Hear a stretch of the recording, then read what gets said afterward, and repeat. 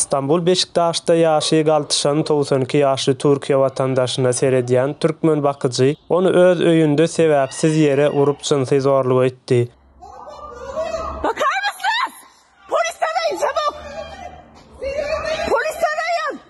Garry aýalyň gıýgyrýan sesini eşiten goňşusy wakany telefon kamerasyna ýazdyryp polis ýany çağırdylar.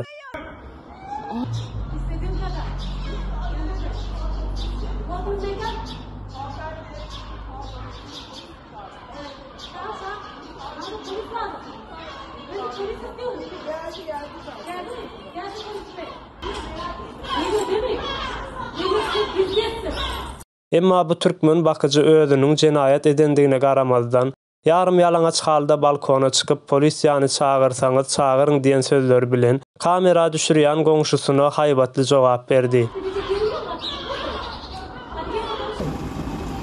Sizin kızınızı böyle yaparsa ne yaparsınız? Az wagt geçen soň polis ýanyň garşysynda bu türkmen bakyjy özüni aklajak bolup günäni 92 ýaşyndaky garry aýalyň üstüne ýüklejek boldy. Türk polisiýasy bolsa türkmen bakyjyny eden jenaýatlar üçin tutdy. Vatandaşına kaçak olarak gelmiş bir Türkmen kadının yaptığı hem teyzemize darp yapıyor hem de hepimize hakaretler savurdu. 92 ýaşly garry aýalyň gelmişek tarapyndan urulandygyny gören goňşulary daşary ýurtdan gelenleriň eden jenaýat işler üçin onu we oňa meňzeşleriň deport edilmegini talap etdiler.